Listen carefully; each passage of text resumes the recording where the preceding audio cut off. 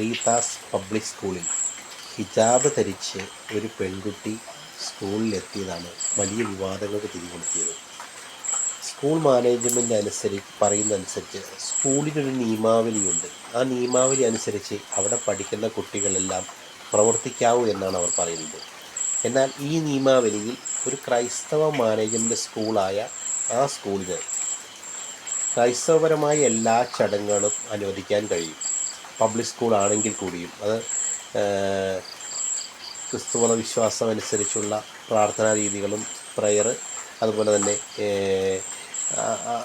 അതേ രീതിയിലുള്ള അധ്യാപകർക്കാണെങ്കിലും ഇപ്പോൾ സിസ്റ്റേഴ്സൊക്കെയാണെങ്കിൽ സിസ്റ്റർമാരുടെ ഡ്രസ്സ് ഒക്കെ ധരിച്ച സ്കൂളിലെത്താം, പഠിപ്പിക്കാം, അവരുടേതായ പ്രാർത്ഥനാ രീതികളെല്ലാം നടത്താം, എല്ലാം ചെയ്യാം. ആ കുട്ടി ഒരു ക്രിസ്തുമത പ്രാർത്ഥനാ രീതി കൈക്കൊണ്ടിരുന്നെങ്കിൽ ആ കുട്ടിക്ക് ഇങ്ങനൊരു അവസ്ഥ ഉണ്ടാകുമായിരുന്നില്ല. നേരെ മറിച്ച് ആ കുട്ടി ഒരു ഹിജാബ് ധരിച്ച സ്കൂളിലെത്തിയതാണ് ഇവിടെ പ്രശ്നമായത്.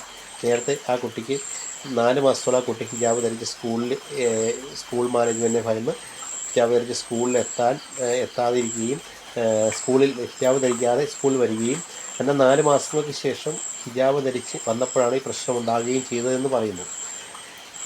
ഇത് ഇപ്പോൾ ഒരു ഹിന്ദു കുട്ടിയാണെങ്കിൽ ഹിന്ദു കുട്ടിക്ക് ചന്ദനക്കുറി തൊട്ടോ അല്ലെങ്കിൽ എന്തെങ്കിലും കുറിയോ കയ്യിലൊരു ചരടോ കെട്ടി വരുന്നതിനും ചിലപ്പോൾ ചില സ്കൂളുകളിൽ ഇങ്ങനെയുള്ള നിയമാവലികൾ ആകാം.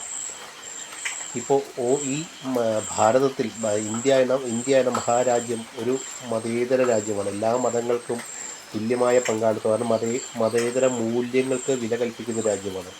ഓരോ മതത്തിനും അവരുടേതായ മതതത്വങ്ങൾ, മതാധിഷ്ഠിതമായ തത്വങ്ങൾ അനുസരിച്ച് ജീവിക്കാൻ അനുവദിക്കുന്ന രാജ്യമാണ്. ഓരോ മതത്തിനും അവരുടേതായ ചിട്ടവട്ടങ്ങളുണ്ട്, രീതികളുണ്ട്. അതെല്ലാം അനുസരിച്ച് അവനവിടെ ജീവിക്കാം. ആ മതത്തിൽ വിശ്വസിക്കുന്ന ഒരാളെ ഒരിക്കലും ചോദ്യം ചെയ്യാൻ ഒരാൾക്കും കഴിയില്ല. കാരണം നമ്മുടെ ഭരണഘടന മതസ്വാതന്ത്ര്യം എല്ലാവർക്കും നൽകുന്നുണ്ട്. അങ്ങനെ അനുസരിച്ച് ഒരു വിദ്യാർത്ഥി സ്കൂളിൽ അവൻ്റെ മതപരമായ ഒരു രീതിയിൽ വസ്ത്രധാരണം ചെയ്ത് സ്കൂളിലെത്തിയാൽ അതിനെ വിലക്കാൻ ഒരു സ്കൂൾ മാനേജ്മെൻറ്റിന് കഴിയുന്നുവെങ്കിൽ അത് അങ്ങേയറ്റത്തെ ദൗർഭാഗ്യകരമാണ്. കാരണം അവരുടെ വിശ്വാസമനുസരിച്ചുള്ള കാര്യങ്ങൾ അവിടെ നടപ്പാക്കാം.